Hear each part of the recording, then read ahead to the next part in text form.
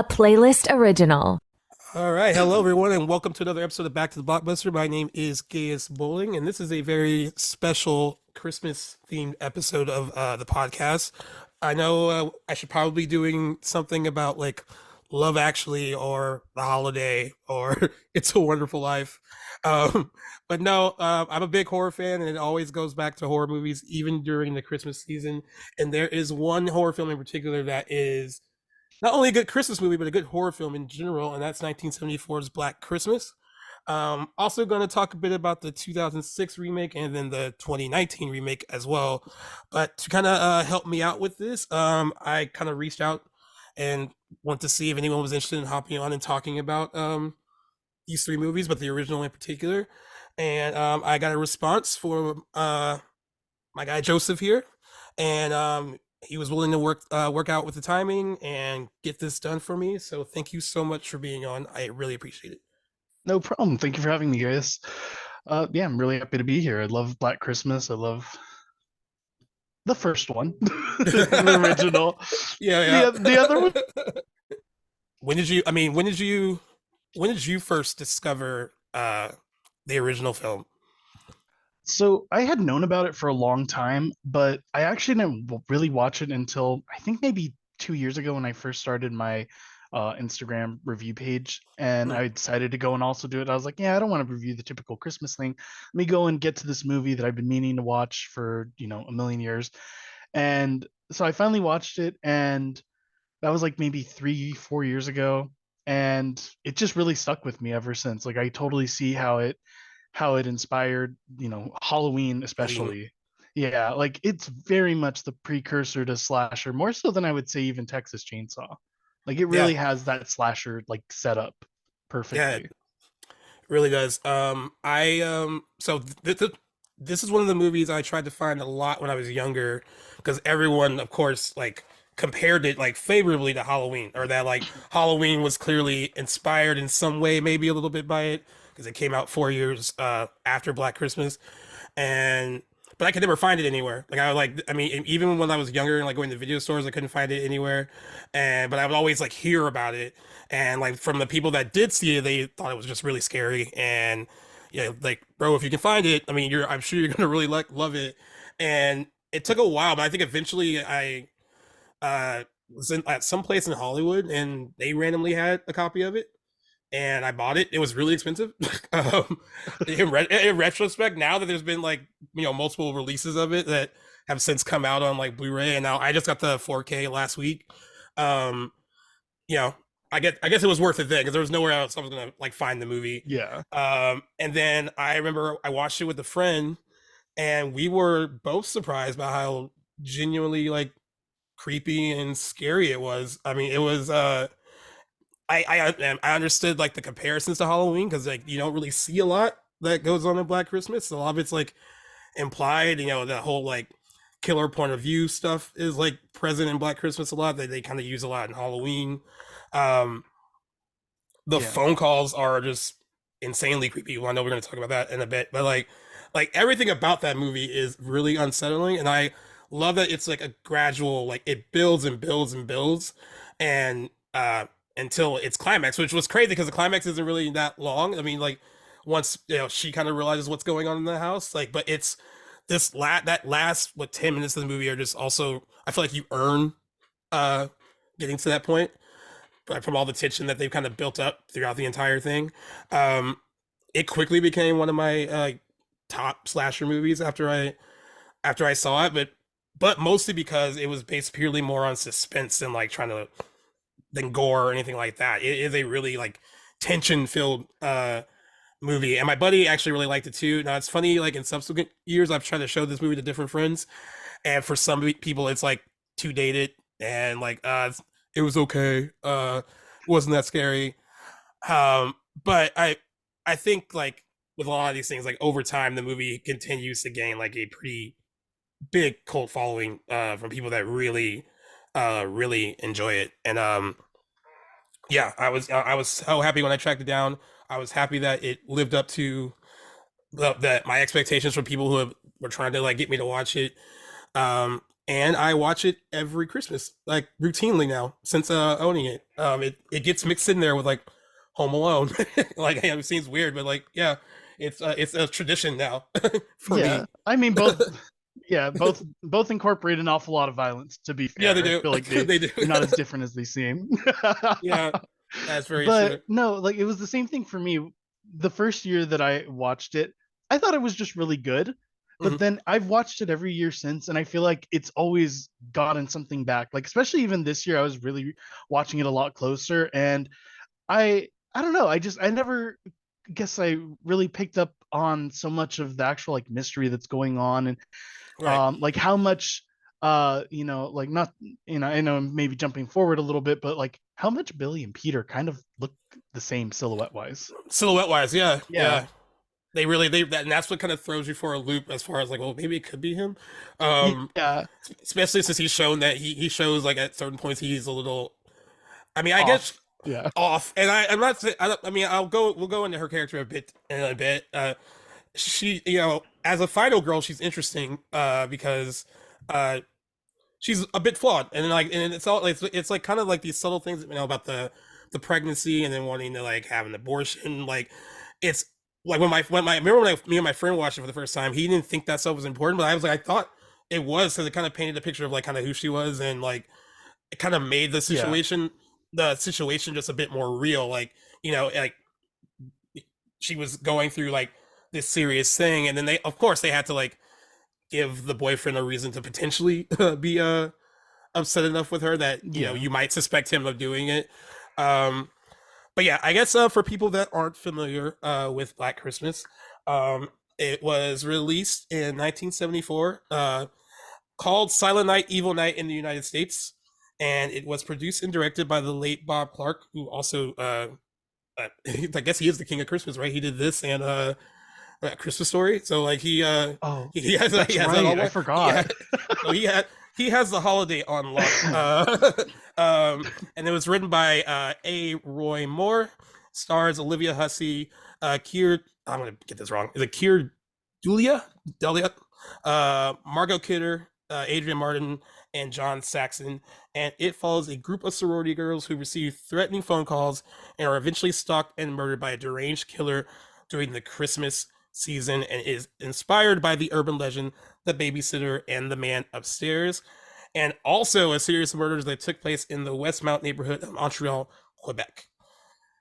That's a lot. Yeah. um, No, I didn't even know it took place in Quebec. There was no French, yeah, so I guess I never picked up. I I never know. picked up on that.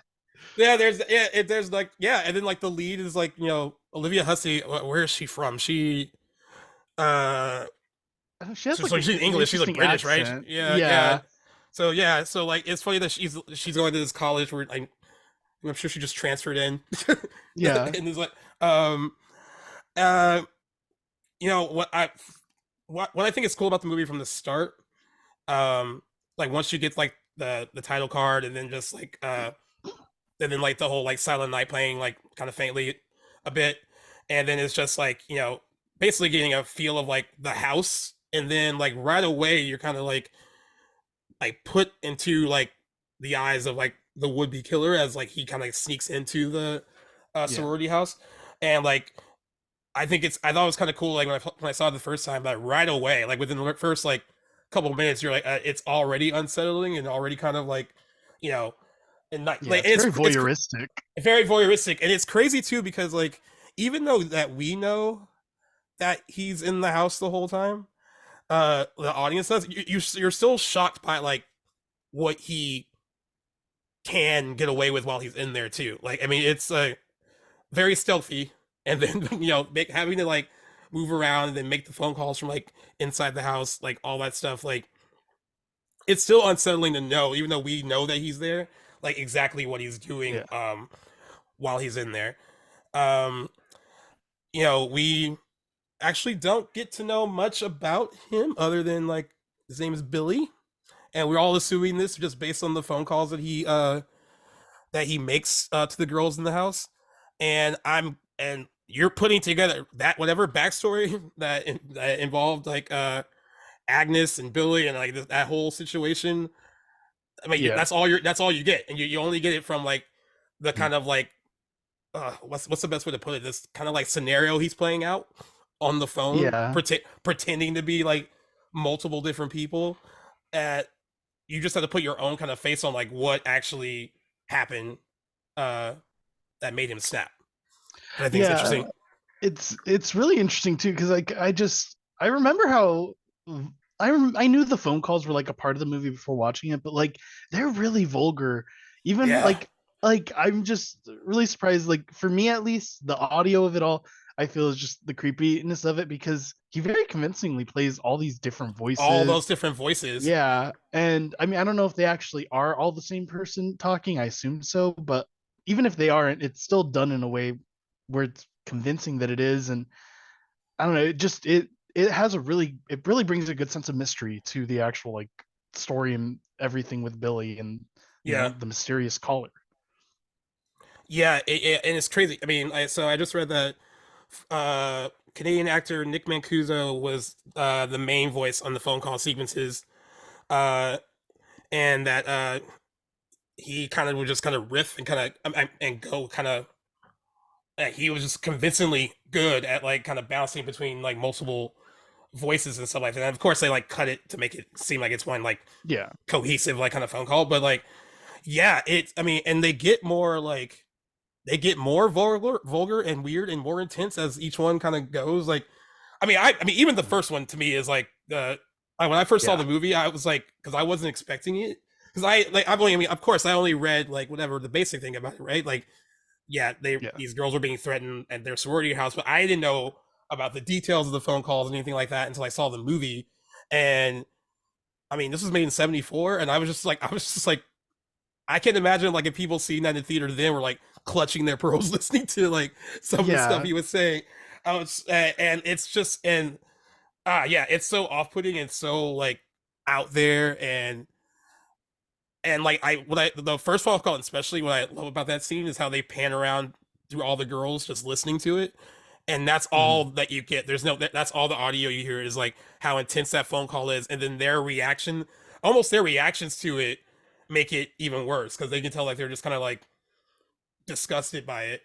And well, except for Margot Kidder, she yeah. I was gonna say she's the Barb ballsy. was, Barb is yeah, the Barb is not. She gives it right back to him, which is probably yeah, like, and like that's creepy too uh when they're going back and forth and he's been ranting and like all crazy during that phone call, and then he just calmly says, "I'm going to kill you," and hangs up.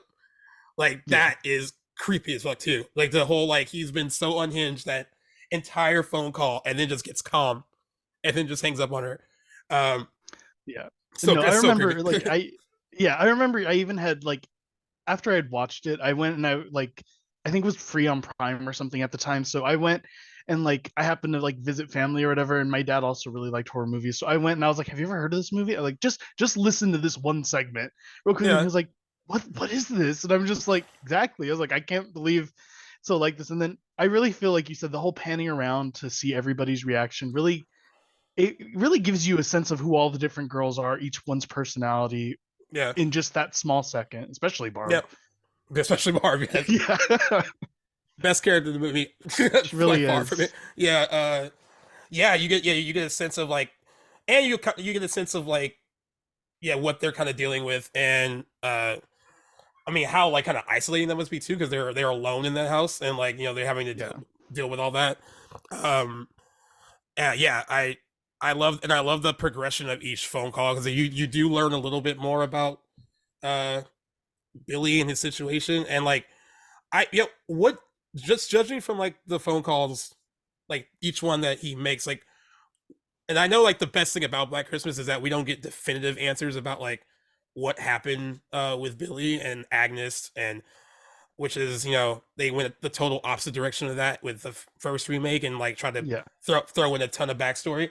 But like just like you listening to like those calls every time you watch the movie, like what did you kind of put together about like what possibly happened uh with Billy and that whole situation? See, the first time that I had watched it, I actually kind of more interpreted it more as like I don't know, was just playing out different scenarios that he had overheard or witnessed. I didn't really think of him as Billy. He was just kind of like the shadowy figure Yeah, to me. And because mostly like when he's going and he's later on and he's talking about like, oh, just like having a wart removed and like all those other lines where he's copying what they're saying, They're I saying, yeah. assumed that he was like, oh, was this maybe not the first time he's broken into someone's house? Like that was That's what. my initial thought, was like, oh, maybe he's constantly like breaking into people's house or hearing something. Like I knew it was something that he had already seen, but I didn't Yeah. necessarily think of it as his backstory because it was just so scattered and inconsistent. Yeah. Yeah. I actually like that take. I didn't even think about it that way. That he could have like had done this before and maybe overheard. Because that's a good point. Because he makes the comment about just like having a wart removed because that's what her boyfriend says about like her getting an abortion basically, and Yeah. like and then yeah he heard that because he's in the house. Yeah, but I didn't even think of it that way. I think I overthought it. It was like maybe like I kind of went the whole like I thought Billy accidentally killed Agnes or like uh I'm thinking that was like his little sister or something like that, and then like um but yeah, that can work too. Yeah, That can no, totally work like too. yeah, that's actually I think one of the only things I actually really liked about the 2006 remake was they did try to turn it into its own story, which I thought was at Right. least cool. Yeah. Like, you know. It was an But attempt, mate. Yeah. yeah. but Things they tried some things. but yeah, no, I remember at least in the very first time I watched it, it he was just so unsettling and so scattered that I guess I didn't really think of it as a story. Really, I just thought he was kind of mimicking or mocking other people suffering. Yeah, yeah. But yeah. I can actually see it. I can see it that way too. Actually, I didn't think of it, Mhm. but I'm glad that you threw it out there because Yeah. uh, it's always cool to kind of like different takes on like I wonder how Yeah. other people are interpreting like certain Yeah. things in movies. Yeah. Um, Now I view it as his backstory because after watching it so many times, but yeah, like I said, the first time it just I didn't know what to really think of it. I was trying to figure it out myself. yeah. I mean, I think it's the last phone call, right? That it's the longest one because they have to like that's the one they're tracing to see where the calls are coming from. Yeah. That one, I mean, they're all pretty creepy, but I think that one gets me the most where it's like it's so long and drawn out and detailed and like he's crying like he's Agnes and then and then I guess he's imitating like what I thought were his parents or something or like whoever just comes in and he's like Yeah. and he has that like creepy voice like the baby mommy that kind of thing is so weird and Yeah.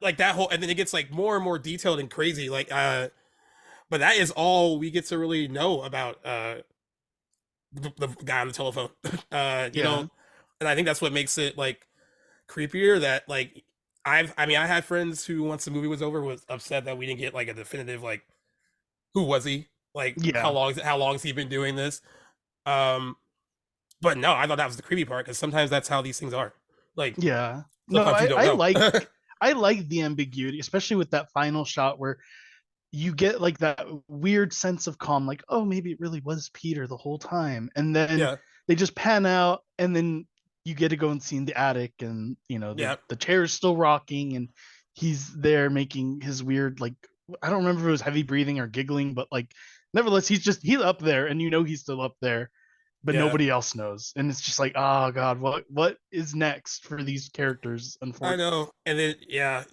after they endured all of that I mean but yeah but speaking of the characters we talked a little bit about Olivia Hussey who plays Jess I kind of think in the kind of pantheon of Final Girl, she kind of gets forgotten a little bit because this is her Hmm. only like you know, but still think she is a character that you can. I think just because she's flawed and that they don't try to make her too perfect, I think that makes her a little bit more likable and believable. Uh, Yeah. and like and and she's interesting as a Final Girl because like other than like the phone calls she's getting that she listens to, like a lot, there's a lot of it is not about the pursuit of her necessarily, right? Like she Yeah. kind of is like She reacting just to like happens what's to going. be She there. happens, just happens to be there, right? And Yeah. usually with movies like this, there's some kind of like connection or whatever. Like they try Hmm. to establish between like the killer and the would be victim. Yeah. Um, I think that's another reason why she probably kind of gets forgotten when it comes to like people talking about Hmm. like the girls that are in these movies. But she is, I think, a very strong-willed character. Uh, even how she handled. I mean, I had a girlfriend that saw the movie and thought that she was kind of cold to Peter about the whole situation with the baby, but I got the impression that she just knew that like, okay, this guy is just not, he's not it for me anymore. Like, and she Yeah, kind of just made that decision, uh and he was still like 100% invested uh in her, almost in a, like a yeah. obsessive, almost in like an obsessive kind of way. Uh I got the I mean, vibe that he was like a little off. Yeah, I didn't really view him as obsessive, but I didn't view her as cold either. It was just more of like, I don't know. I think it's just very much. I didn't go away to college or anything, but I know that at least in that period of time, there's an awful lot of crossroads in your life. There's a lot of you know, people that you become best friends with in one year, and then the next year you you done. just Yeah, grew apart. And I think that Jess as a character kind of understood that, especially because they both had their own futures planned out, and you know whether or not the whole abortion thing is its own issue, but she knew what she wanted, and as a character that was just exactly going to be her path. She knew what path she wanted to go, and I guess it's one of the she's probably one of the stronger final girls in that sense, because nobody else tells her what to do. She's very strong-willed, she's very determined, and she doesn't really rely on anyone else, both out of just kind of the plot and just her own convictions. Because Nancy has I forgot Johnny Depp's character's name, Glenn. I think it's Glenn. Yeah, Glenn. there you go. I almost blanked Yeah. on it. Yeah, Glenn. Glenn. Yeah, and then like Sydney Prescott has like her whole people, and She has then Randy, like yeah, Tatum, yeah, like across a bunch of and movies. She has different people in her yeah, life. and then Lori gets saved at the end of the day by Dr. Loomis and stuff, but like Jess really is truly by herself the whole time. And I feel that that one decision also kind of pre-establishes that like she's somebody who's also not afraid to be Alone. making the hard decisions, I Visions. guess. Yeah, I mean, Yeah, I think she's completely okay with like making tough choices. And like you kind of like just have to like, I guess, make up your own little backstory for your in your own mind that yeah. she probably has probably always been like this.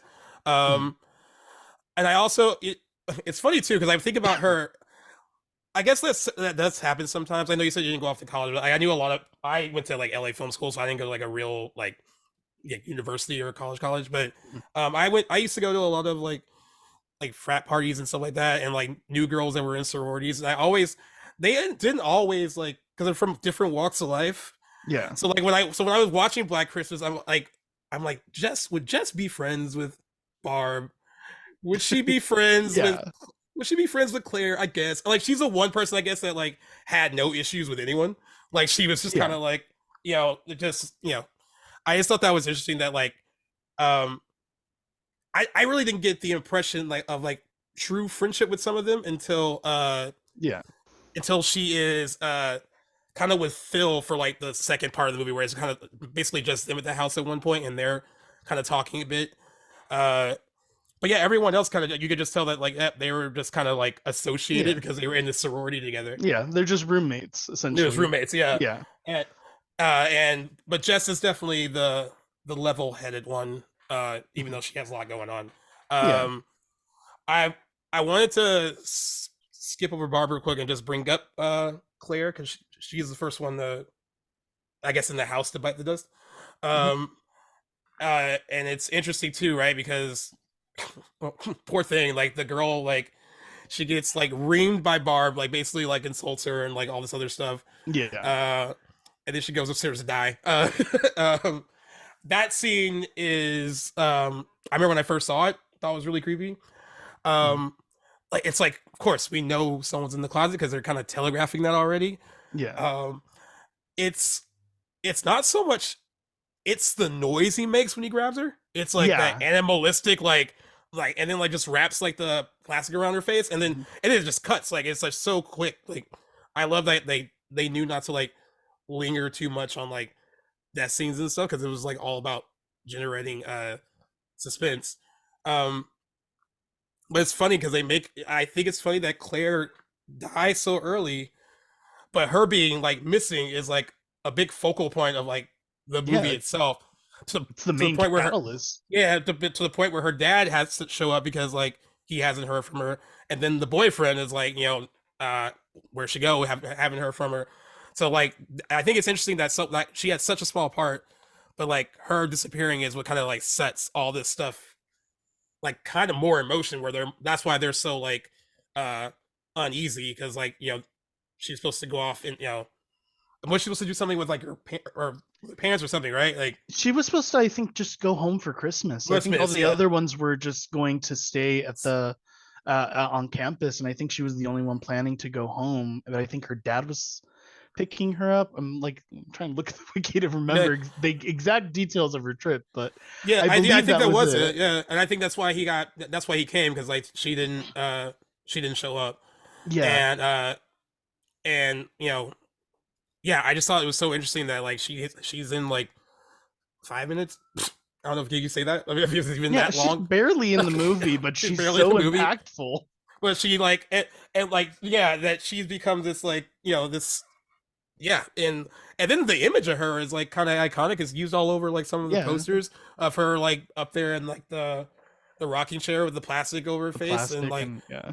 and that actress really had to like shoot that, so that's cool. I mean, she got to like just sit there, and I thought that was yeah, but yeah, it's she's a very much iconic part of the movie in like so many different ways. It had like very little screen time. Yeah, she's literally the poster child of the movie. Yeah, but yeah, literally, yeah, yeah. But I wanted to give her that shadow because I felt like I wanted to mention her first because like, she is. It turns out to be actually pretty important. Um, so Margot Kidder playing Barb. I already said earlier. This is my favorite character in the Yeah. movie. There's always this character in horror movies is always the most fun. Mm. Um, I also love the Miss McHenry, oh the yes, house yes. Also, mother. She's the house mother too. fantastic. Yeah, we would definitely talk about her. I love. Yeah, I love. I when I was so having seen interviews with Margot Kidder, just archived ones and stuff like that. I don't think it was much of a stretch for her to play Barb. I feel like that was like in her already. I, Uh, I and a haven't seen lot of those people, interviews, but I am now. That's funny. but a lot of people like Olivia Hussey basically was said in one interview that Margot Kidder was who she was, and like she and a lot of Barb was in her. Said she was very nice and stuff like that. Um, but Margot Kidder even admitted in an interview that when they were making the movie that like she had no idea it would turn out to be like this like cult classic years down the line. Like a lot of people when they make movies like this are just like, yeah, it's a job, and then they move on. Uh, but she said she had no idea that it would turn out to be uh, what it turned out to be, and that she was such like also an iconic part of it. I mean, like the scene where she's like drunk and she thinks she's talking about two turtles like having sex, and she's like putting her hands together like this, and she's like wasted. But I what I love about that scene, it starts out funny, and then she has that quiet moment where they're all kind of looking at her, and she basically says like, "You blame me for what happened to Claire because she was mean to her the night that she disappeared," and then like she was able to like kind of turn something so goofy, and then also have a moment where she was just genuine and like real and had real emotions. And I thought that she was really good in that scene, uh, in particular, which is like one of her last scenes. I think the last time we see her again is when she has like the kind of attack in Yeah, her the asthma room, attack. and then that's when Jess walks in and helps her, and then she goes back to bed because like the carolers are outside, and then she gets uh she bites the bullet, and that scene is also really creepy because at this point we haven't really seen much of like Billy. You don't really even see Billy in this particular Yeah. scene, but and it also depends on like which transfer of this movie you have, depending on like when you if you got it on like you got it on VHS or like a DVD or like now on 4K. The shot like where he raises raises it up to stab her, and they have that one shot on him where it's mostly like the silhouette and the shadow. Hmm. With each transfer though, you can see like his eyes are like it's just like one shot of his eye that is so like creepy and deranged, like right before he like plunges her with it, and it's just like it's a really deeply unsettling scene, especially because it's being played over "Oh Come All Ye Faithful." Like just having these kids like sing a Yeah, no. Christmas song like right over this. Like, yeah, it's so Uh good. yeah, they really knew how to perfectly what's the word, like juxtapose like, oh, this happy Christmas music, this beautiful like crystal unicorn, and then this really vicious murder by some creepy figure with what, like, is it, his eyes like blood red practically, right? Like, Yeah, and because I've seen like several scenes where the red is less saturated, but yeah, yeah. and then like and then he's like kind of like holding it and like shaking and then like it's like super yeah, it's like oh, it's so creepy. But yeah, she was one of the ones. She was one of the ones just because I liked the character so much. I didn't want her to go. I know it had to all come down to like Jess being by herself. Yeah. Uh, but like, especially have her go out like that because she was such like a strong, like kind of funny, and then like to have her just like I guess that'd be the only way Barb could go out if she was like half awake and like I mean, would be you have a good point. Yeah. it would be yeah. I don't. She I feel probably like could have fought back if I she feel was like actually Barb could awake. have. I feel like Barb could have fought like in a heartbeat if she really wanted to. That'd be the only way.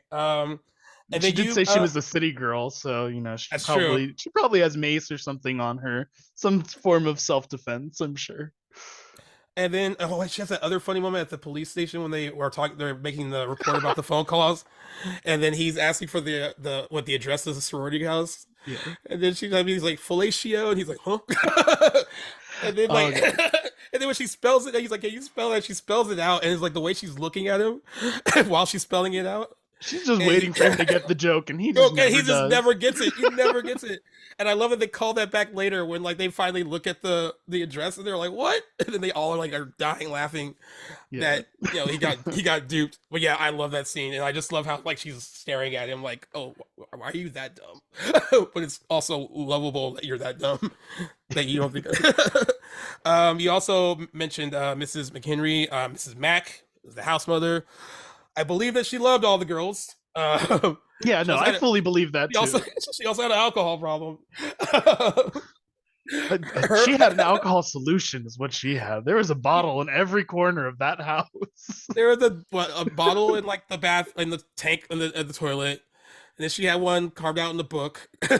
She literally uh, brushed her teeth with sherry. she brushed her teeth with Sherry. Yeah, and I love when she walks in the house or she's in the house whatever and I think Jess is in the other room like telling her that there's another phone call again and she's like talking to her but she's also looking for booze and she can't find it so she's like getting so upset when you just hear her like cursing under her breath like, and then like trying to have a conversation with Jess as well like it's that character is like hilarious but I do think despite like uh her penchant for washing her mouth out with Sherry that she did have a lot of affection for all the girls in the house. Yeah, and I think it really gets shown when Claire's dad is walking around and she like sees the hippie poster of the two people Oh making love, yeah, and she she's was just her. like, oh, she's really she does the whole code switch because like whenever Yeah, she's around everybody else, she's just like, oh, these girls will jump on anything if they can, and yeah, then yeah, whenever the dad's around, she's like, she's a sweet girl, she's such a yeah, yeah, gentle woman, and yeah. she's just so good at protecting them and everything. Like that's why like everybody in this movie is very multifaceted. They're very real characters. Yeah, They surpass archetypes to some extent because I think so too. yeah. And then that's she's another sad one to see go. In a Oh very yeah. memorable way though. I don't quite understand how it hooks her and lifts her up like that, but it works for me. I don't know. Yeah. I totally dug it. Um, No, I found I think myself asking that question a lot in the remakes where I'm just like, I don't really understand the yeah, logistics of this, the but logistics of this. Um, but I love when she goes up there and she sees Claire in the rocking chair, and it's just she's just like so stunned by what she sees, and then you just kind of see him like holding that ready to like strike, and then like before she can even do anything, he's already let it go, and she's yeah. gone, and then he has like a full on rage blackout after he does it, and like you kind of get the impression that like and this is again just like me putting things. I feel like almost after each kill, there's like this weird like frustration thing with him where it's like he almost like it seems like almost like he doesn't want to do it, and that's why he's so like, almost like he's like mad at himself and like raging out that way. I that's just kind of things like I've thought about when I like watched it, I mean, because that's an interesting take. Yeah. I never because thought of like it that way. yeah, like he I mean and that scene in general is just like because you don't really see him, you just see him just knocking from his point of view just knocking stuff over and screaming and like uh yeah it's a really really great moment I thought in the movie, probably one of the most memorable kills in the movie too. Yeah. On top of that. Um, and then eventually, of course, we talked a little bit about Sergeant Nash. He was the one that got the fellatio address. Mhm. um, but then John Saxon, Lieutenant Fuller. Now, of course, most people know him from Nightmare on Elm Street. Is Nancy's father in Nightmare on Elm Street. Um, Also was in Enter the Dragon back in the day too. Uh, I didn't know that. and I didn't know that he was in this when I first saw it, and like he's just a very reliable presence and stuff that he's in. Mhm. Um, I like the stuff once the police get involved because I feel like the movie kind of shifts a little bit and becomes like a bit like the stakes get a little bit higher. Like they're like, no, this is like we you've been getting these phone calls. Like there's something, and there's also clearly something going on in the town, right? Because that one older lady that goes to the police station to talk about her daughter that's missing. Yeah. They eventually find her body, like, presumably find her body, Yeah. and is that the assumption that maybe that is connected to that did he do that or like is you know Yeah, no, I was definitely curious. The way that I kind of read it, I think mostly because I watched the original right when the latest remake came out, mhm. and there's a whole lot of people that were like, "Oh, it's the new one's too political or something." But I feel like this movie has a lot of maybe not political, but it's definitely a social commentary on the way that women's concerns kind of get dismissed by police. And I Yeah, felt like at the very least, if that girl that was missing was not Billy's victim, I think it just shows how much the police in that town do not take the women that bring their concerns seriously because they talk about a rape victim and that girl is missing, and then they also have all these murders going on in the sorority house, and the only person that seems to care is John Saxon's character, and everybody, all the other police officers are like, oh yeah, you might be a little crazy, I know people are missing, but you as a woman can calm down a little yeah. bit. Yeah. It really, yeah, and that's interesting too, because like this is a movie that was written by a man, and I think it's just interesting you see that a lot in this movie where almost every female's concern is like dismissed. It's they Mhm. don't really take Claire being missing too seriously, and then they get the boyfriend involved, and then he kind of wants answers, and then they kind of like take it a little bit more seriously, like when he like gets involved, but Yeah. then they also don't take the call to the sorority house seriously at first. Mhm. They kind of dismiss that as well, and you're right. Yeah. They dismiss the mom whose daughter is missing Yeah. a bit. Like yeah, that happens a lot, and I think that might have been a product of the time too. I mean, Mhm. being made in '74, and like, but yeah, that's a really interesting take. I think that's really true that they all, until it's almost too late, uh, don't pay attention to like uh, what these characters are going through, except for John Saxon, like you said, like once he kind of pieces together, like there's this weird thing that's happening. Yeah. We found a girl's body. These girls are getting these strange calls at the sorority house. One of the girls that stayed at that sorority house, where they're getting strange calls, is missing. Like we should be taking this more seriously. And Yeah. I like the kind of he almost builds like this kind of rapport with Jess when he's telling her what she Mhm. needs to do in order to like uh about the phone calls and how they're going to trace them and all that stuff and how she needs to stay on the phone a bit longer even though it's hard, and then the whole back and forth that like once he realizes Peter is kind of an issue, him talking to her about like basically like what's his deal, has he always been like this, what's he angry about, and then she has to tell him about the thing with the baby and Yeah. the abortion. Like I kind of, it wasn't until like later viewings I actually appreciated their scenes together a bit more. Just as like I just think Mhm. that like you know it was cool to have like a male character like you were saying that like actually listened to her and was like actually invested in trying to help her in some way. Yeah, no, because like again, especially at the end when he goes and he yells at that same officer that is like didn't get the fellatio joke, and he's just like, the girl's missing from that house, and that house is getting strange phone calls, and you didn't think this was weird? Yeah, And he was like, no, I didn't. And he was like, yeah, why? yeah, What's wrong with you? And yeah, it's like John Saxon's the only one that really seems to want to actually help them, and everybody else is like, why are you bothering me on Christmas? yeah. I know exactly. Yeah, um, and I know we already talked about how Barb goes. We actually don't see Phil die. Just like it's like the door shuts, and then we know that she sees something in the room. and then that's it. We do see her body though when I was gonna say I don't remember how she died, so yeah, I yeah, guess no, that yeah. So yeah, like she goes. It's after, it's after those two, not strange guys. They're trying to help find the killer. They're like knocking on the door, and like she like freaks out because like they do look crazy, but they're like basically checking in on the girls and saying that they're like helping the police track down the killer or whatever. And then that's I think that's the last time we really see her and Jess kind of interact. And then she goes upstairs to check on Barb, I think. That's I think they're in Barb's room. And then when she yeah, no, goes that in makes when sense. she and when she goes in the room, like we see that she sees something, and then the door just shuts, and then that's it. And then we know that Jess is completely alone because like, Mhm. I think that's like all the friends, and and I want to explain too that like Claire's father is also not in the house anymore because he's been trying to uh he's been on that search for like the missing So he's in the girl and like search I'm a party, right? in the search party, yeah. So yeah, Jess is completely and utterly alone.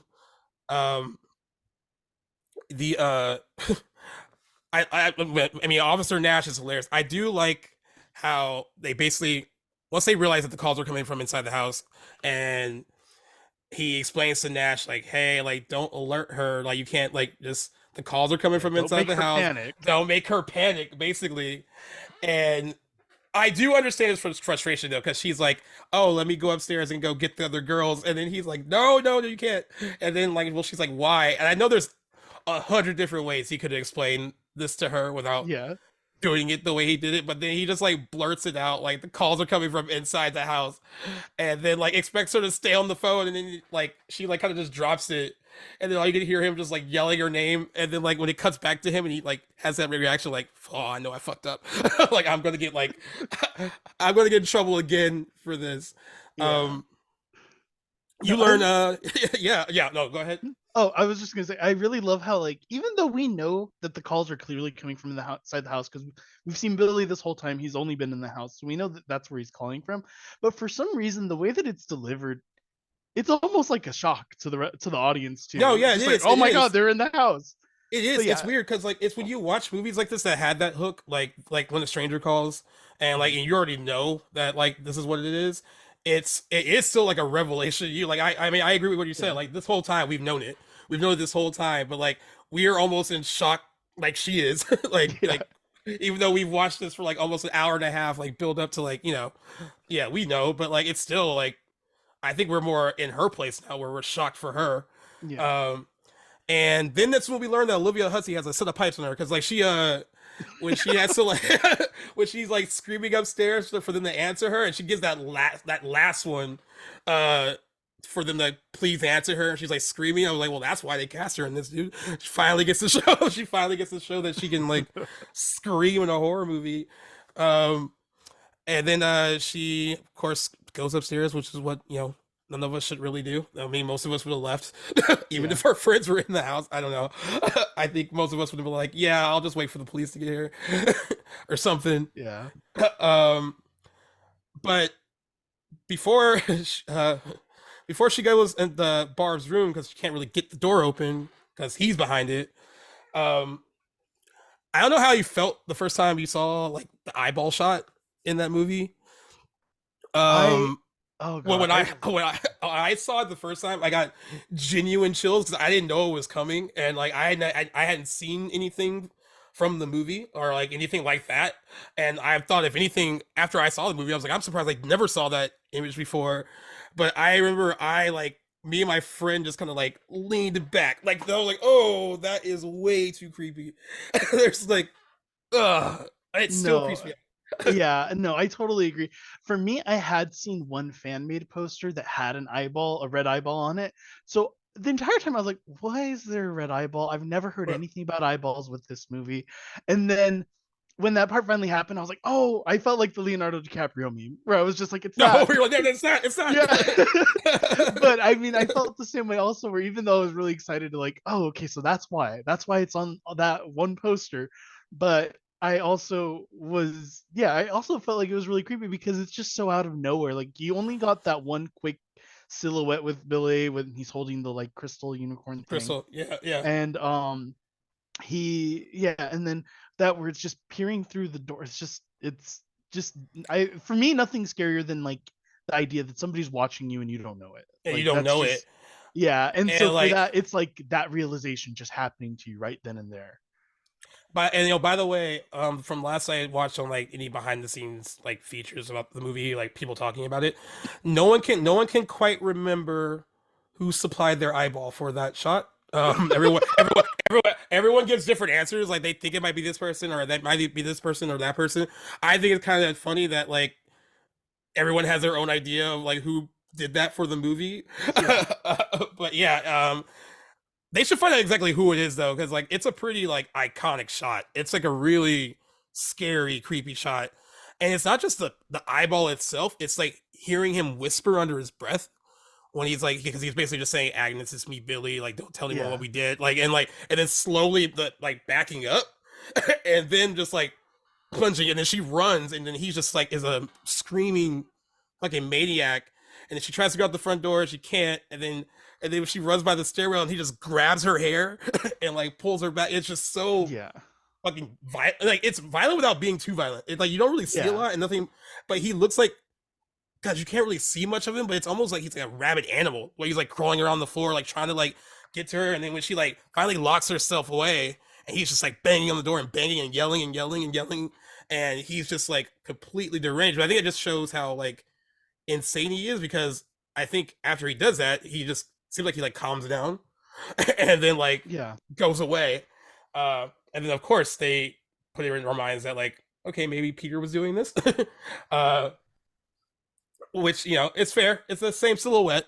Um, we all know it's not Peter, but it was a good I guess red herring. I mean, because he did. I mean, he was a little off and not quite, you know, himself, especially after you know, breakup and the baby and all that other stuff. So like, Yeah. I understand why people would think it was him, and I understand why she has no other like frame of reference of like who that could have been in the house, uh, Yeah.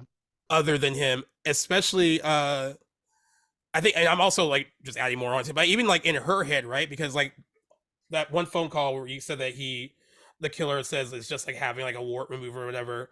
That's something that he said to her. So like she, you know, there's a whole bunch of reasons that like she would, it's the only logical thing probably in her head that Yeah. That has to be him. it has to be him. And he also when he finally gets in the room and like is trying to like console her, like it's okay. He even comes up that he's not quite, he still seems weird. Yeah, he's extra creepy in that moment for whatever reason. It's like now's the time to maybe just be like, "What's going on?" But she's like, "I'm here. I'm here. Are you Yeah, okay?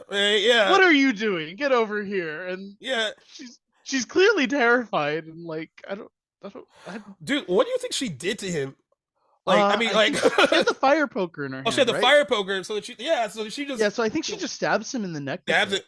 it. Okay, because I was like, it was just one scream and then bam, and then she was just done. I was like, whatever happened happened quick, and like, Yeah, uh, yeah, wow, yeah, it makes sense. Yeah, because she did have the fire poker. I forgot about that. Yeah, yeah. but Because yeah, I have the wiki up here on my other screen. I'm and trying to see if poor there's guy didn't yeah. even do it. I Poor know. guy did not even do it. Yeah, no, Yeah, they just said apparently they don't even say how she how he kills him. died. Yeah, She yeah, she just backs away and clutches fire poker, and then they find him, his bloody body next to her, yeah, uh, well, believing that Peter was the killer. Um, and not true. uh, you yeah. know, I love that they do this, because I didn't really pay attention to this like in the movie, but I know they had to throw lines in this and movies like this just so you're like, oh yeah, that's true. Like when they have like the one cop that says like, oh, he made a phone call after like he must have made a Every phone call after killing. every Yeah, killer, every kill, right? yeah, So that's what makes the ending so creepy, because he comes down. He's like, I don't know why they never checked up there. But yeah. he, The cops really everybody in all of these movies deserves to be fired. They're terrible at their jobs. yeah. I mean, after Jess is like in her room, the cops are. I don't know why they leave her alone either. She's in her room. Poor Claire's dad faints because he realized that Claire is most likely deceased, not just missing. Mhm. They got to get him out of there to take care of him. They leave Jess alone. Um, I don't know why, but they do. In the room, and then he goes back up to the attic, and then like, you know, presumably he comes down, and I'm assuming did something to her because I do have the phone call, like the phone ringing, like at the end of the movie. Now that just could just be a thing that just like a just a thing for the movie and just end it like that. But like based on like what the cop had said and like what he had done making phone calls after he killed each person, I just always assumed that like he probably did get to Jess and that was that. I don't know how he I did with all the cops there, but like, I never interpret. I just kind of interpreted it more as like she's next, but I didn't really interpret her as being the victim just because the final shot is the attic window with yeah, them in there. with them So there, like I feel like it's kind of like the way Halloween ends where it's like, oh, you just know that he's on the loose. right? And that was kind of how I interpreted the ending of Black Christmas, where it's just like Jess isn't safe in that house and she needs to get out and she's Yeah, probably next, but I didn't interpret her as already having been the victim. I guess I never bought the idea that like, oh, after every murder he calls. Just because I guess it starts with the calls. So if yeah, anything, I that's true. feel like maybe it'd be he calls before he's about to Or commit one.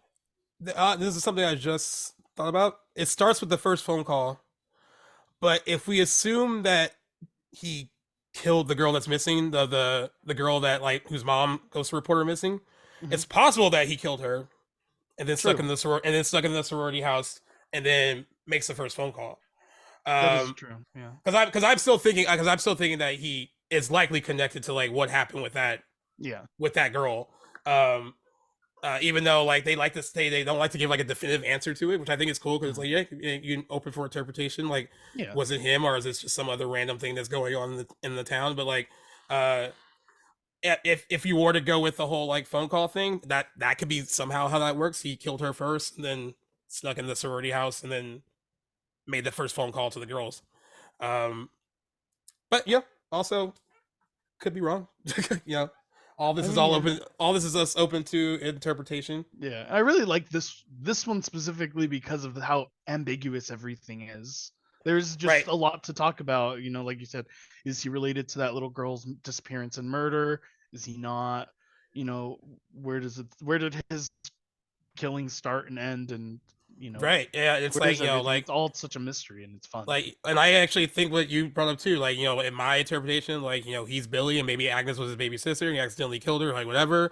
And then your interpretation of like maybe he stuck into someone else's house and just reenacting things that he has seen or like that kind of stuff. That's also another interesting angle. I think that's what's the good thing about how they portray him in this movie is that you learn very little. Yeah. Um, much in the same way you learn very little about like Michael Myers in the original Halloween, other than he stabbed his sister when he was what 6 or whatever, Yeah. and then you know then he comes back to Haddonfield and like he becomes fixated on Lori and like and that beyond what the sequels do, like oh like he's also her sister brother and like all that other stuff, like just speaking on that one movie, the first one, like you Yeah. learn virtually nothing, and I think that makes it creepier because I think in certain situations where like in any true crime where like these acts are like random and sometimes they can be, you're not gonna learn like all the answers really, Yeah.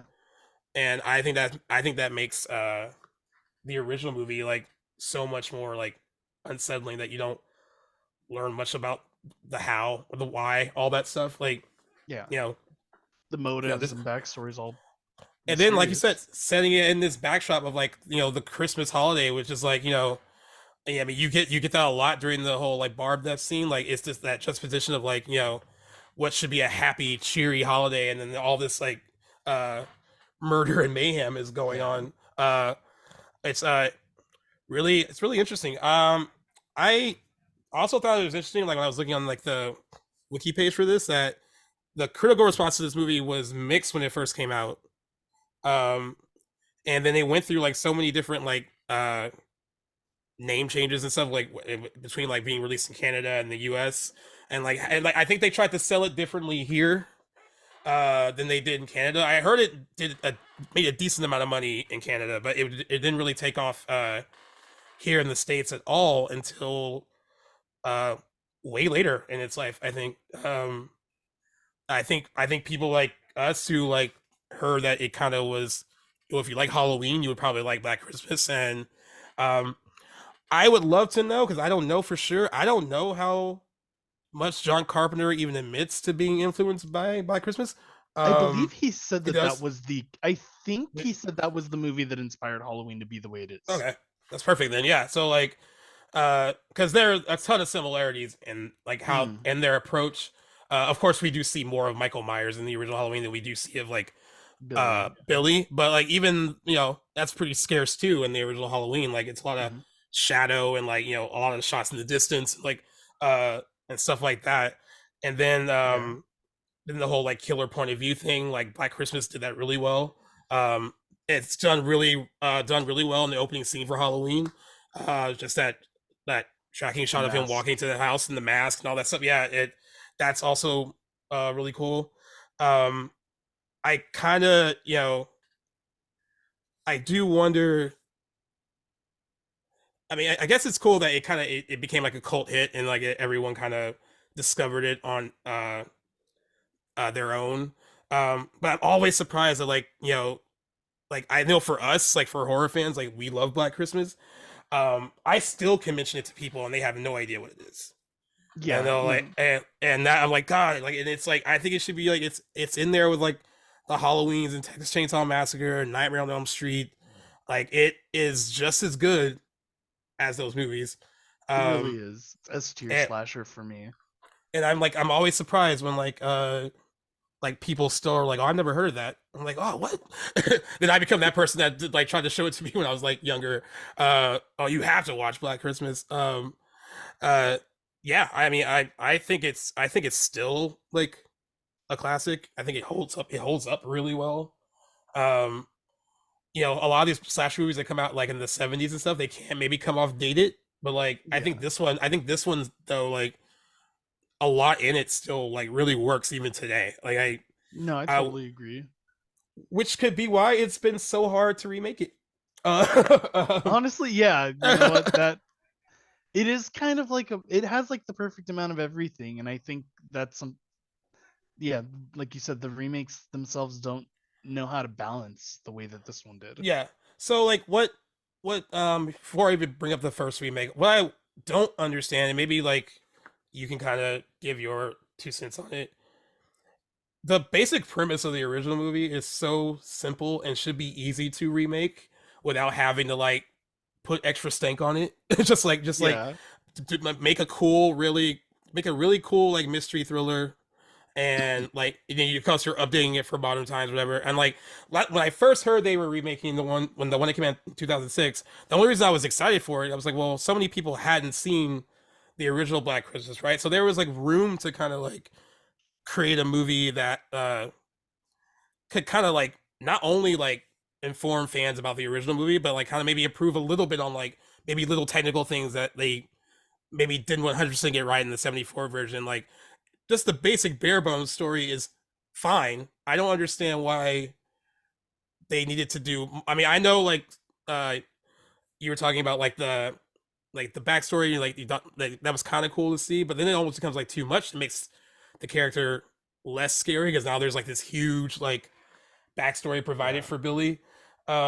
But yeah, why don't you think that it's just been like simple to just like remake it just based on like its original kind of simplistic premise? Well, I think for like when the first remake was coming out, because that I had semi heard of the movie, and I think the remake coming out made me kind of dive a little more into it, even though I hadn't seen it yet. But it really familiarized Black Christmas as a title in my head, and I was excited, and I was really looking forward to watching it, and I just never did until I watched the original, which good choice on my part.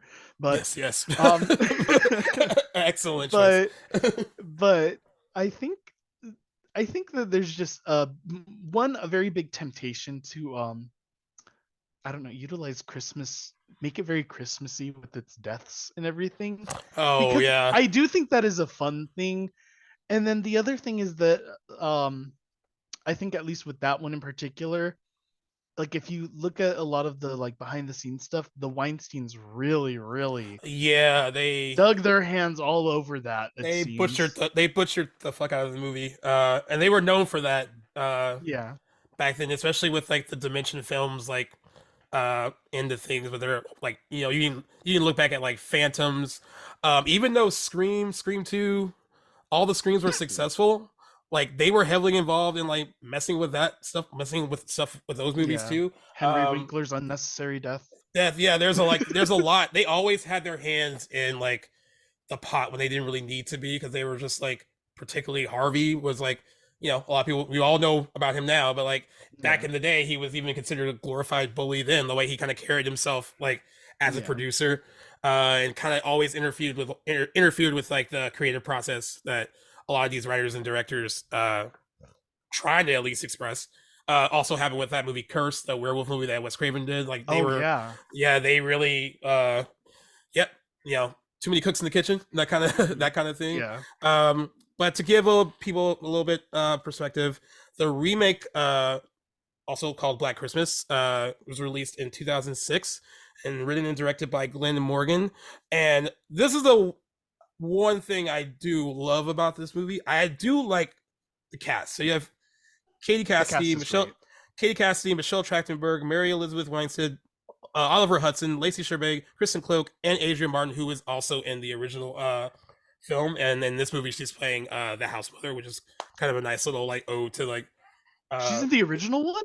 yeah, she's Phil. Yeah, Oh my yeah, god, she is. yeah. I need to rewatch this now. I did not catch that at all. Yeah. I mean, that's a cool thing that they did. Like, it's a cool little like callback to like, the original movie. Um, And yep, in the film takes place several days before Christmas and tells the story of a group of sorority sisters who are stalked and murdered in their house during a winter storm. Most people call this a loose remake of the original movie. Um, the whole main conceit is still there. There's the whole phone calls are coming from like inside the house. Like that stuff Yeah. is very similar. But like we mentioned earlier, they do create a whole backstory for Billy and Agnes, um, to the point where there's actually like flashback scenes that we learned about like basically the sorority house that the girls were in used to be like Billy's house, and that's where he lived with his very abusive mother, and Yeah.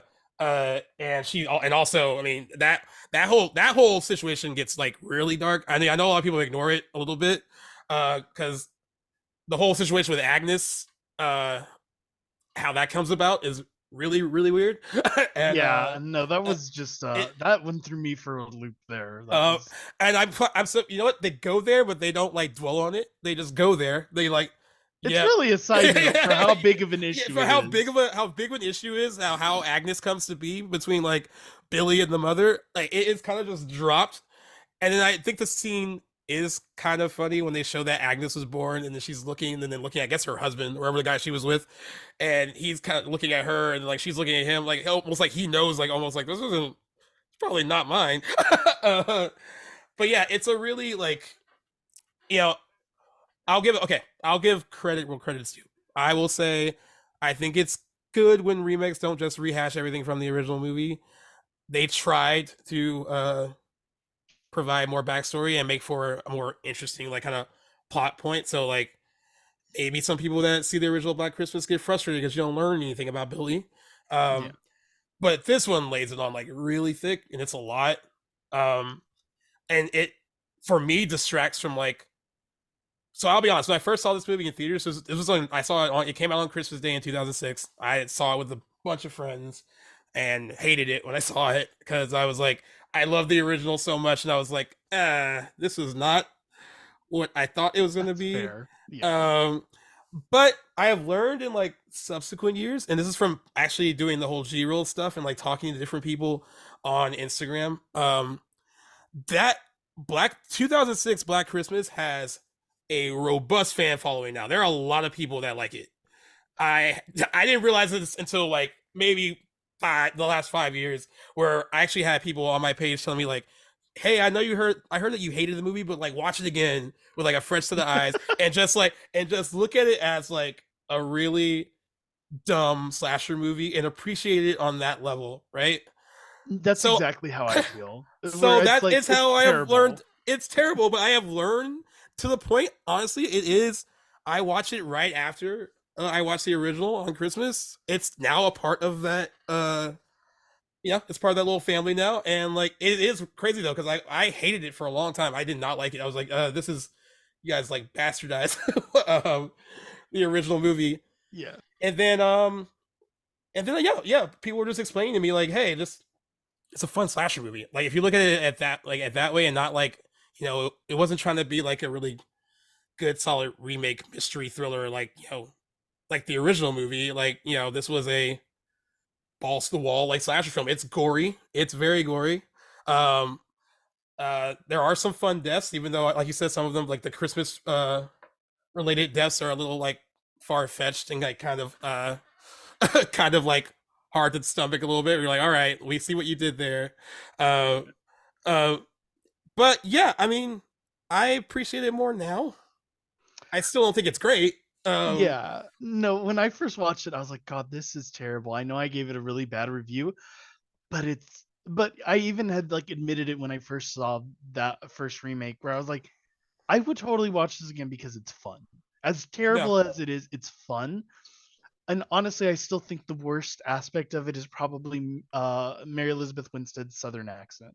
Oh yeah, it It's is. it's And I I love love her. her. Yeah, I love her, but that Yeah, southern accent is so it's bad. so bad. 'Cause I didn't even Yeah. realize it until she randomly brings up her Ask Our Father or something, and then for some reason she's extra southern in that moment, Oh yeah, but yeah, only yeah. that moment. Only Yeah, that and the moment. rest of it, it's like, yeah, it was just so inconsistent and terrible. But it's again, I just thought it was fun. I love Michelle Trachtenberg. Like, growing up, she was always just in like the creepy girl.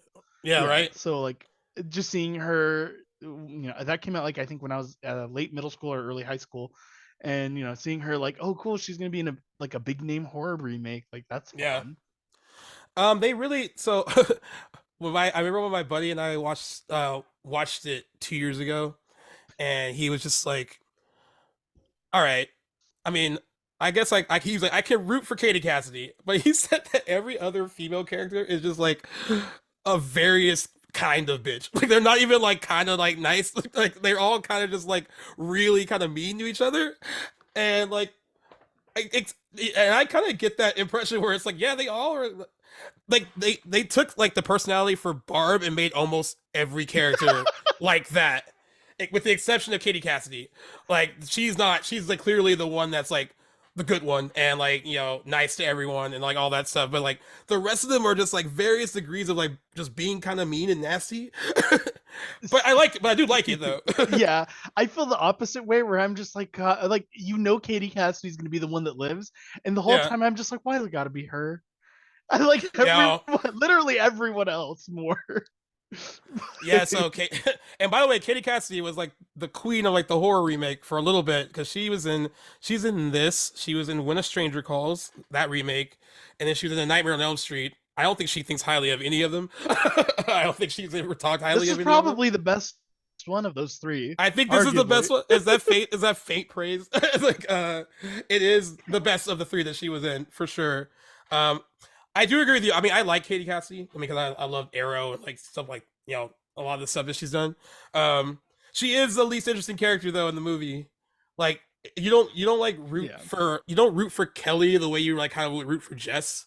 But I think it's because you really don't get to know anything about her really, other than the Yeah. fact that her boyfriend's cheating on her, and Oh and yeah, that was the yeah, most unnecessary it's a random subplot plot in point. Yeah, any yeah, in I think any slasher, and that's saying something. yeah. So they had because they have to explain like you know like there would be some tension and maybe give him a reason like like much like they did with like Peter in the original like we have to like set him up to like maybe he's the one doing this. I get why Yeah. they did it, but it's just so like it's just a random plot point that just kind of throw in. But yeah, you don't really get to know much about her. You don't really get to know much about any of the girls, but at least the other girls have bigger personalities and they're all really funny. Like they Michelle Trachtenberg, Kristen Cloak, Lacey Chabert, they all get some decent like lines where it's like I think they knew what the assignment was, at least in those particular scenes. Yeah. And and I then if anything, even when I first saw the movie and I didn't really like it, I did always like the interactions between the girls. I thought that they were all really good together. And then like in of course watching it like in more recent years, like they are the most fun aspect of the whole thing. Like I get bummed when like they start picking them off because it's like, oh well, man, like all the comedic relief is coming away. Like these are Yeah. really like they're really fun characters. I would Yeah. say that yeah, and like but yeah, I thought it was funny that my friend said that he was like, they're all just like different kinds of bitchy. just like I mean, they really are, but like, I don't know. The thing I find most interesting is the only character who keeps their name is Miss McHenry. yeah, that's Like true. nobody else gets to, and Billy, of course. Yeah, But yeah, and everyone gets a name change.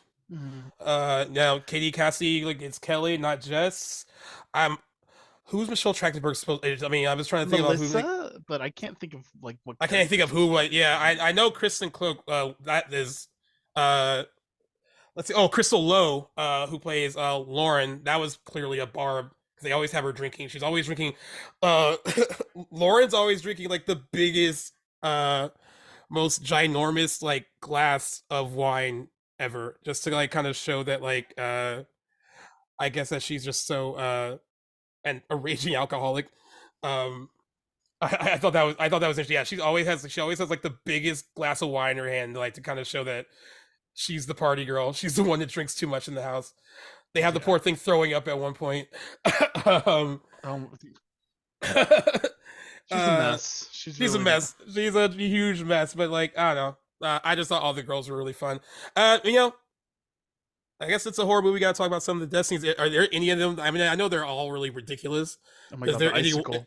in the ice? Is there one in particular that you're like, oh, that one was The really? icicle is just the icicle is the one because it's just so the icicle is the one that I think is the one that makes me cringe, but it's also hilarious. Yeah.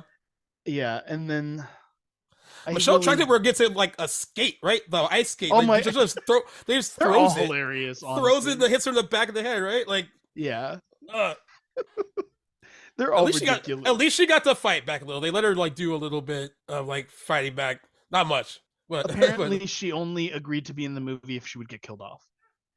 no, well, because She she didn't wanted to want to have be final a girl. I was like, She was because she like, wanted I've to have already made a name for myself as a horror like person. I I took want to die.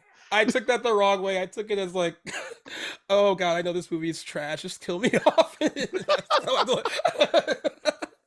That's how I took it. But yeah, I like that too. I mean, like she just, I don't want to be the final girl. You know what? A lot of people say it's more fun to like not be the final girl. Like Sarah Michelle Gellar talked about playing Helen. I know you did last summer. She rather have that part than playing Julie. Which I mean, everyone's kind of right for their parts in those movies when they get cast. But I think like those secondary characters a lot are probably the most fun to play. They sometimes have the most fun chase scenes too. Usually, um, yeah, they're Yeah, usually Helen's yeah is definitely iconic. yeah. So I can see Michelle Trachtenberg being like it'd be more fun to have like a gruesome like Yeah. bloody death. I know for a lot of the kills are like there's certain scenes in the trailer that aren't in the movie.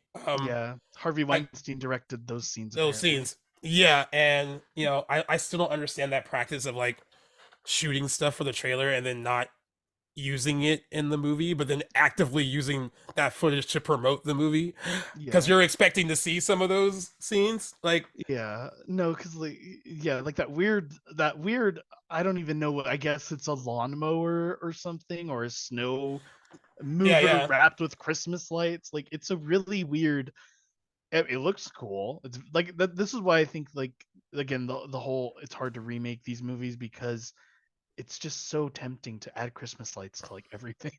no, no, right, right, Yeah, it's so like yeah, and I think that's just that was the same thing where they were just like, oh, let's just go and make this seem like it's more eventful somehow. But I mean, I yeah. don't know. I also will give the movie credit. I think it's shot really well. It's a good It looking really movie. is.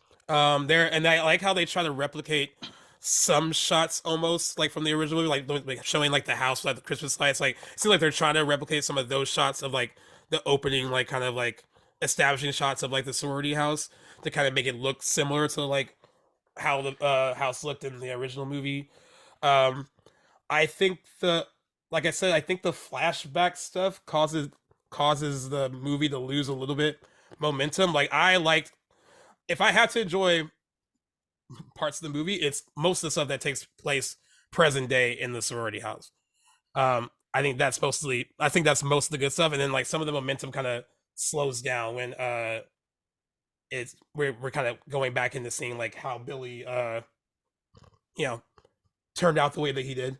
Um, but yeah, but that was just for me. I think that like it's just like the stuff in the sorority house is just more fun. I would have liked to spend more time like with the girls and like have more stuff with them rather than like flashing back to see like Billy's backstory I and mean, all that. I personally like Billy's backstory, but for me, the only thing that I can't really understand is why Agnes is a killer, or Yeah, that doesn't make rather, sense either.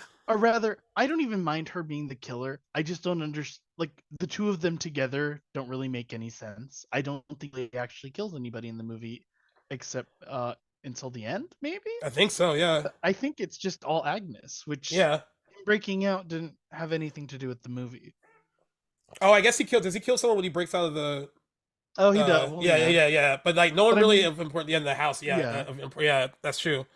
Um, I do want to elaborate a little bit on the studio intervention thing because I just saw this on the wiki page, and says Glenn Morgan and James Wong had various disputes with Dimension Films executives Bob and Harvey Weinstein, specifically about the film's tone and the way it should end. Morgan's original script ended with Kelly and Lee in the hospital receiving a phone call from Billy, who they believed to be dead. This scene, which Morgan filmed, was intended to pay homage to the conclusion of the original movie. But Bob Weinstein did not like that ending and requested Morgan to write and shoot a different ending.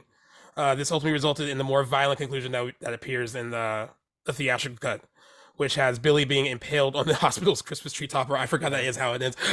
terrible ending. And then they said, as a result of various cuts made during post production, there are at least two different cuts of Black Christmas that exist. One which was released in Europe, and one which was released in North America, which features slight variations. The European cut, which is 4 minutes shorter than the North American cut, features an alternate death scene and ending. So yeah, like you said, got heavily he heavily they heavily messed with the movie, and they talk about like the shots for like the TV spots and like shooting additional Mm. footage in Los Angeles only for promotional materials. They were also the Um, ones that forced Agnes into the story as a killer. we, yep. Yeah. Um, and you know what? What's crazy though is that like it's hard to tell if what Glenn Morgan was attempting to do, if his original script and story was like gonna be good, or would we? I mean, I know the movie reeks of like studio interference, but like I wonder if they did interfere, would the quality of the movie still be what it is? Because it seems like a lot of that is on the page too. That it's just not like as good as the original movie. I think it would have been objectively better. I don't think it would have been necessarily great, but I think it would have been an objectively better movie just because again like what it sounds like Lee didn't die originally, which is I think the Right, thing that really bothered me the most. Like I right, would have been fine with them escaping and then getting the phone call and it's still Billy breathing. right, right. Um and I think that ends perfectly and it's like a modernized version of I guess, the original ending. And Yeah, then with with lose my train of thought here with Agnes, like if Agnes was just the killer and that was like a cool red herring, like maybe Billy broke out but he like got hit by a car or something, like he never actually on did the any, way there, on the way like there. yeah, like he would have just he broke out but he never actually made it to the house and it was all just Agnes. That would have been fine with me. Or if it was only ever Billy, that would have been fine with me. But having Billy be there to just be there and also Agnes, like it's I feel like that's the part that makes the story the most eye rolling, just because he's literally just there so he can pop out of the wall and growl at the Yeah, end when she's just like, "My brother's not here. It's my yeah. daddy." And that fully solidifies the weirdness there too. Like, Yeah, yeah. In case you didn't notice what they were insinuating, like they're just gonna outright say it now. yeah. Yeah, It's just it's so weird. Um, uh, and they said that Dimension Films they were originally going to they wanted to release it on Christmas Day because they had success a year before releasing a horror movie on Christmas Day, Wolf Creek. Um, but then they got a lot of crap from Christian groups for releasing the Yeah, horror of movie course. on Christmas Day. Several groups, including Liberty Council and Operation Just Say Merry Christmas, called the film offensive, ill-founded, and insensitive. These sound like And then Saturday Night Live I, skits. I know they don't even sound real.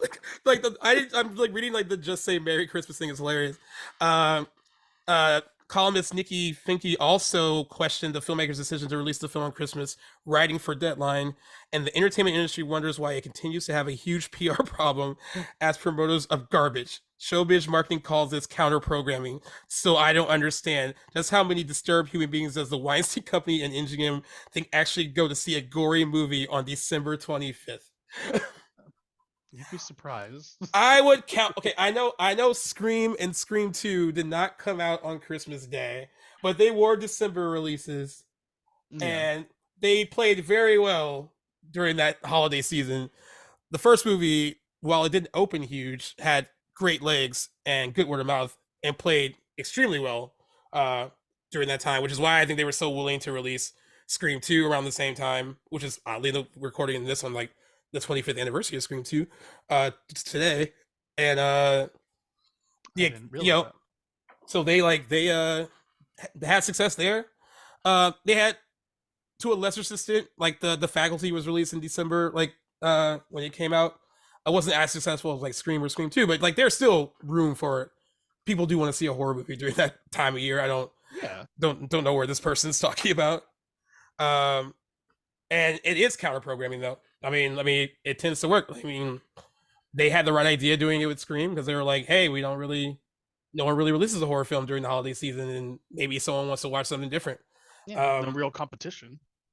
and of course, something called Black Christmas. You're gonna release it on Christmas Day, and Yeah. hope for the best. Unfortunately, Black Christmas only grossed $16.3 million and 21.5 million worldwide. It only opened. I didn't realize it opened so low. It opened to 3.3 million in its opening weekend of December 22nd. On After the Christmas Day, and then garnered an additional 4.9 million between December 29th and January 1st, and then it had made a quick exit from theaters after that. Yeah, they probably should have released it maybe a week before. I think maybe like I don't mind the Christmas Day release, but I think just logistically give people a little bit of time. Christmas Day is a busy day for a lot of people. Yeah, it also like they could have built on some of that momentum, maybe got a little bit more of Yeah. a holiday boost if they released it a week or two before. Yeah, like Um Krampus. yeah, and like, but there's another poor decision from Dimension Films. Um and In case you were wondering how I didn't mention this about the first movie, but the original movie, just based on like the reviews that are counted for it, has like a 71% or something, or maybe a little bit higher on Rotten Tomatoes. The remake has a 16%. It's very rotten. um, yeah, and I mean, I don't blame critics for not enjoying it, but I will give credit where credit is due. I've grown to appreciate it. Uh, in its own little way. Um, it's definitely not the original movie at all. It doesn't come close, but I Yeah. mean, in the whole like talking about like dumb slasher movies that are like just shut your brain off and just have fun. I think this one is pretty fun. Now, I mean, Yeah. I'm willing to admit when I like change my mind, but all right, I was wrong. I can reevaluate. Um, but yeah. But then I was also very happy because I was like, well, the 2006 remake, they got that wrong. But when I heard that like Blumhouse was gonna do a remake, I was pretty happy about that because I was like, they've got a good track record with horror movies mostly. Um, I thought maybe they were gonna finally get it right. Um, but the 2019 movie is one of those remakes that's like pretty much almost feel like it's just a remake in name only. Yeah, no, that's the part that bothers me the most about the 2019 one. I don't even think it's that bad of a movie if you take away the Black Christmas name. Yeah, That's a Black Christmas remake. It's it's it's bad. Like yeah, just as yeah, because like you said, it's remake in name only, but like even some of the other things that are remakes in name only still kind of have the spirit of it. This Yeah. absolutely did not. No, it didn't. And I know this movie got a lot of a lot of stuff from horror fans who like I hate using this word, but this is a word that they use a lot. Who thought it was like too woke. um, Yeah, it got a lot of flack for that. You know, it's directed by a woman, Sophia Takal, and written by her and April Wolf. There is a bit. I mean, I don't. I hate to call it woke because I don't mind the more like feminist angle that's kind of because they are dealing with a movie about sorority girls and like yeah, it's and like it's being led by a female cast and like I mean so I didn't totally mind that slant. uh I don't know why so many people were upset about it. Maybe you yeah. have perspective on that, but like I I mean, for me, it was like I think it might be a little heavy-handed, but again, the first movie deals with like it's a whole plot point where this woman wants to get an abortion. Like I can't help but feel yeah, like that's a very feminist, and it was probably very timely for 1974. I'm sure right, that's around like a lot of abortion laws like starting to be public eye issues. yep, So the fact that people were like, "Oh, this why is this one woke?" I was like, it's probably no more woke than the original one was for its time, but right, while I do think it might be a little heavy-handed, like again, my issue was just kept none of the same actual story elements. not The at rest of all. it, yeah. I was like, because the rest of it, honestly, it's whatever. It's hit or miss. The thing I'm offended by from that movie is more every death is a cutaway. Yep, Every death yep. is a cutaway. Because Whereas like the 2006 remake like overdid it, this yeah, one was like, no, we're just gonna mhm. as soon as you get to something good, yeah, Yeah, because like there are good PG-13 horror movies out there. This is yeah, a rated R horror movie that someone edited for TV, or they just never bothered filming it to be R. But either way, it's a rated R movie that somebody dumbed down. Like yeah, those cutaways are so unnecessary. Even when they stab the guys, they're not even bleeding. It's the black goo. yeah, They literally say they're exactly. like, "Why isn't he bleeding?" And I'm like, "Oh wow, well, how convenient for PG-13." Yeah, yeah, yeah. And I think too, like they, it does water down the film's violence. And that's and like it's funny. It's like I think as filmmakers, they're probably like, well, that makes it more in line with like the original movie, which doesn't really show a lot and is not gory by any means. Um, but I think just because what worked in '74 doesn't necessarily work Yeah. in something in 2019. I mean, Mhm. like, and I think that's because if you're gonna like tone down the violence like that, then your movie needs to also be very suspenseful and have a lot of atmosphere, and Mhm. that's something that this movie didn't have. Yeah. I Those if you're text gonna messages are not the calls. yeah, yeah, yeah, that I mean, like, why even change that? I mean, like, it was just like, I mean, you know what it reminded me of? Because like this is another remake in name only. It reminded me when they remade Prom Night, and like the I only haven't thing seen about it. so the only thing about Prom Night, the remake, that is it's just the name. Everything else, like all the whole main plot's different. Um, they just kind of rode on like people being kind of familiar with the original movie, um, and that's kind of what is done here. I mean, I guess like I'm trying to see if they came up with something more interesting, would I have still been okay with it? Um, no, because I still want. I mean, I still like I said, I still think there's a you can make a good remake of this story if you just kind of just like let the simplicity of that original story just like play out and just let it work for a modern audience. Like it's so simplistic and already scary in its own right that you just have to like be a competent filmmaker and just like make it work. I don't know. I just it's crazy how like twice. Uh, I guess I should give them credit because they tried two very different things, right? With 2006 remake, they tried to add more backstory. With this one, they were just like, we're just gonna change the entire story and try something new. But it's almost like at this point, don't even say you're remaking, you just call it something else and like make it Yeah. an original idea. Like I think that's what kind of maybe turned fans off from it, on top of them being very upset about it being woke. Yeah. um, that was all I remember of being on Twitter when that movie came out. I was like, before I even saw it. I was like, why is everyone so pissed? And I was like, It's a movie about, oh, yeah. No, it's a movie yeah, about sorority sisters. Like, oh, the idea that women's issues isn't going to be a topic is like, I don't know what world you live in, because like it should be expected. It's a movie about sorority sisters. Like, I don't know why that caught anybody off guard. Like, yep. And and the director said that's really what she wanted. She wanted the movie to be as feminist as she could, and she said, "I wanted to make a movie where instead of feeling objectified or watched from a distance, the audience felt seen." I guess she want whatever girls were like sitting in the audience. She wanted to like.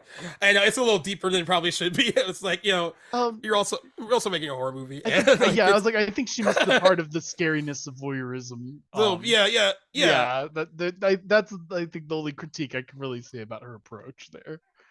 yeah, and you know, critics liked it a little bit more than the 2006 remake. It has a 40% on Rotten Tomatoes. It's still rotten, but uh, it earned a so Cinema Score is like what they how they score people who see movies on opening day. It got a D plus, so like audiences really didn't like it That's as soon as they fair. saw it. Yeah. Yeah, um, but yeah, I think it's interesting because I've thought about this about the movie. The Guardian said it's quick, cheap looking, entirely devoid of suspense, atmosphere, and dramatic tension. So inept at times that it makes 2006 questionable remake suddenly seem like a misremembered masterwork. Also true. I Yeah. did get the I also got the impression that it looked like a TV movie. Like it like kind of doesn't really look like it was made for cinema.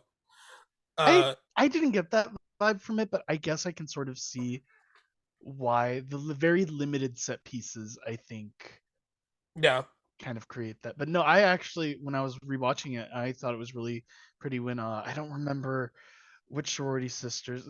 I hate that they change their names in all the movies because and it's so all of hard them, to and keep all the it keeps it so hard to keep everybody straight. I don't remember if it's Helena or one of the other ones, but one of them's in the house alone, and it's pretty much only like by candlelight or Christmas light.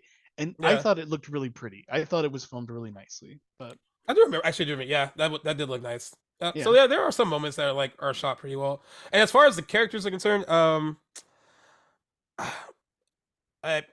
not necessarily. It's not that I don't like them. They were fine. I guess I was even though like I can tell at this point, like when once it starts, like okay, this is going to be a very different movie, a very different story. Mm. I'm still thinking of characters I've connected to in the original movie, and then maybe even a little bit in the remake, where at least like yeah, the names were changed, but like you could tell that they were kind of playing up on like who this person might have been from, or inspired from the original movie at least.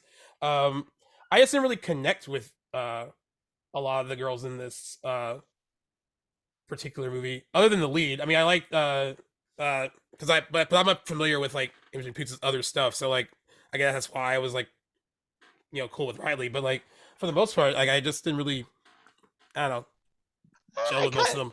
I liked them to some extent. But like I don't know, I never really had an issue with relating to them much. I just I don't know what it was. It just so much of other stuff was lacking that the characters were the At least of least my concern. issues. Yeah. Yeah, Like I was fine with them. I was like, you know what? They strike me as sorority sisters because I've again like I kind of can see how like some sororities are very close like that. And others are probably going to be more like the other two movies where they're just kind of like, oh, you're my roommate, we're sisters. But yeah, yeah. um like I mean I had a friend that was in a sorority and like I saw that with some of them she there was varied interactions, and so I guess that's why I never really thought too deeply on the characters and the characters interactions. They seemed about the same to me. Makes sense. Yeah, yeah, and that's cool because like of course we all like connect and view these things differently as well too. And I will say like I mean I think it's funny that this remake does make the 2006 movie seem a lot better than it is. Um, Yeah, a little. just because like at least it's fun. The 2006 remake is like fun. I like you said, there's too much like we mentioned earlier. If you want to like okay, you're gonna like trim the violence and make it more like about suspense, but then you need to actually make the movie suspenseful, Yeah. and they didn't really do that. So it's like you know I get what you're trying to do, and I also respect it. Like everything shouldn't be like a gore body count movie. I get that, But if you're gonna take one thing away, then you're gonna have to like make sure that other element is like really tight. And I think that is like the biggest problem with the movie is that it's void of like much tension or suspense at all. There's Yeah, nothing about it that really makes it stand out yeah. like, as a slasher movie or like like Because and even as its own story, it's a little meh. Like yeah it's not that bad, but even if you take away the Black Christmas movie, their title, it's not, it still isn't the greatest slasher. It's a little bit better, but it's, yeah. yeah yeah, I agree. And I'm also surprised that like it coming from Blumhouse, I guess I expected a bit more too. Because they have a pretty good track record with horror movies, and like I feel like Blumhouse is usually on like the pulse of like what horror fans kind of want. And I thought with like seeing how like even though the 2006 movie has gotten more fans in recent years, I would think they would pay attention to like what didn't go right, or like Yeah. that people love that original movie, right? The people that are fans of it, like this is what they like about it. So I'm kind of surprised they didn't like just kind of take that and work with that a bit more. Uh, just knowing how like the fan response was to the remake, and then how much people who have seen the original Black Christmas actually really adore that movie for all the things that it does right. Yeah, no, they definitely missed the mark, and I think they once again kind of missed what made the original great, Yep, which a lot of it is it's the mystery and it's the tension of not knowing who's out there, and neither film really was able to replicate that. yep, I agree, and I think that's a good note to kind of conclude a lot of this stuff on, like going back to like what the original movie kind of means for horror fans, people that like who continue to discover it like each year. And I agree. It's a the mystery element is what works. It's the stuff that you don't find out that really works. Uh, because the unknown is pretty scary at times. So like that makes sense that like the thing that they keep kind of ambiguous is the thing that's a little bit more frightening. Um, I also love that it's a bit of a slow build too. I mean, like I said, I mean, there's a lot of comparisons with Halloween, but like there's like a gradual build up to like till you get to the climax, and like it kind of ratchets things up like a bit. The more it goes along, um, and it kind of and Bob Clark. I mean, it's interesting because I don't think he directed any other movies like this. Um, Yeah, I don't think so. after he made Black Christmas, he did Christmas Story. He did Porky's, which is like a big comedy in the '80s. But yeah, like he never. I know he was like I think a producer uh on the remake. He unfortunately uh died in 2007, like a year after the remake came out. So he wasn't even involved in this 2019 remake at all. Um, but I think it's interesting that like he seemed to have like a really good eye for like directing like a suspenseful movie, and I unless he did something like made for television or maybe something in Canada that I didn't see or catch, like I feel like this is like one of the only things that he really did that was like this, and he did it really well. Um, I mean, I like I said earlier, I think that like you could throw Black Christmas up there with like the ones that we consider some of the greats. I would throw it up there with Halloween. Yeah, I definitely. throw it up there with Texas Chainsaw Massacre, Nightmare on Elm Street, um, all those kind of movies that like even something like Texas Chainsaw Massacre, just because of the title and like what goes on, that gives you the impression that you're seeing more than you actually are. But that movie's not really that gory either. There's like a lot Yeah. of stuff that's implied, and and the way it's shot makes it look like you're seeing way more than you're actually seeing. But Mhm. like, yeah, some of these movies like just use like really good like these different technical aspects to kind of like elicit fear without having to like show too much. And I think Black Christmas is a really good example of that. At this point, though, I don't want them to try to remake it again. I just Same. like I will just The original is let fine. yeah, let the 1974 film live in infamy. Uh, let us, I guess, have fun with the 2006 remake because it's fun. Um, and then you don't have to watch the 2019 retake if you don't want to. It's there if you guys wanna if you guys Hey, want to check it out. completionists. Yeah, Yeah. if you're like I'm a completist at heart, I do own them all, just because it's like that's just who I am. Even like I'm like, well, I mean, I probably want to watch all three of them, and then for something like this, I have to like rewatch them. So I was like, whatever, I own it. Um, but I'm like a totally different beast. I will pick up anything and like give it a try. But yeah. In case you guys are wondering, like always go with the 1974 film. If you want to have a good time, just to shut your brain off at the door, enjoy the 2006 remake, and that 2019 film is there if you so desire to see it. Yes. If you so desire to see it. Um, but yeah, any parting words that you want to say about the original movie? And like, like it's like, it continued to get better for you each time you watch it. Like, It really does. It does get better with each watch. nice. And Yeah, you know it what? There's a fan film sequel that's out there. I haven't watched it yet, but I've heard nothing but good things. I think it's called It's Me, Billy. like, yeah, I actually did hear about that. I might want to track that down because like It's I've on heard YouTube. It's on it's on YouTube. YouTube. Oh, okay, Yeah, I cool. haven't Yeah, gotten to actually, watch it yet, but it's there. I've actually had heard good things from people who saw it. It's probably better than like the remakes. To be Probably. um, like yeah, make that into the movie. If it's good, actually, you know what? If it's good, I'm just gonna like throw that out there. If that fan film is really good, yeah, make that make that into an actual like major motion picture, and maybe you'll finally get it right. But yeah, the 1974 film is still, I watch it every Christmas. It's weird. It's so weird. I watch it every Christmas, even though like the month of October when I should be watching a bunch of horror movies, I never throw Black Christmas into the October Halloween field. It just has a special place in my heart as a Christmas movie. Mhm. Um, um, but yeah, it's part of my yearly viewing. I think it gets better every time I watch it as well. Um, it still holds up.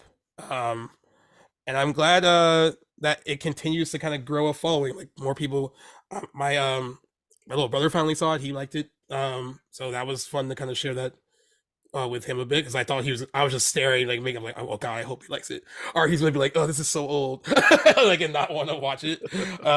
But he actually thought it was pretty creepy and pretty scary. He did not like the two remakes though, so there's that as well. Fair enough. Fair enough. But yeah, Joseph, thank you again for being on with me and discussing. Thank you for having me. Oh, no problem. And if there's ever another topic you want to hop in on, uh, feel free to reach out, or I'll reach out to you and see if you ever want to hop on. The the main show is changed a little bit, where like we used to have three hosts, and now the main show is just myself, and then I just kind of rotate guests in and out. And then one of the original hosts from the main show, we do our spinoff together like every other week now. Uh, so there's a room for a lot of times to have people on and discuss different things about movies and pop culture. So if you are ever down to come on again, we will gladly have you. Yeah, happily. Just give me some heads up. That way I can go and let my roommate know. He sits right behind me, and our living room's the kitchen, so I have to typically kick him out or have him be quiet during Oh, those times. But so just give me, oh. as long as I have the heads up, I don't think it'll be a problem. I'd be happy to come back on. Well, sure. Well, I would gladly have you back. And as always, you can listen to us across all of our various podcast platforms: Apple Podcasts, Spotify, Google Podcasts, Good Pods, wherever you get your podcasts fix. We're releasing a lot of episodes between now when we're recording this and to get us through like the new year. So we don't have to like edit and stuff over the holiday season. So there are going to be a lot of special episodes coming out. This is going to be one of them. This is going to drop next week a little, so I'm going to do it a little bit closer to Christmas. And then yeah, and then we have some more anniversary episodes coming back at you guys. Recording episode 2 of the spinoff. I guess I feel like I don't have enough to do already, but this is really fun and I enjoy doing it. So thank you once again for being on, and see you next time.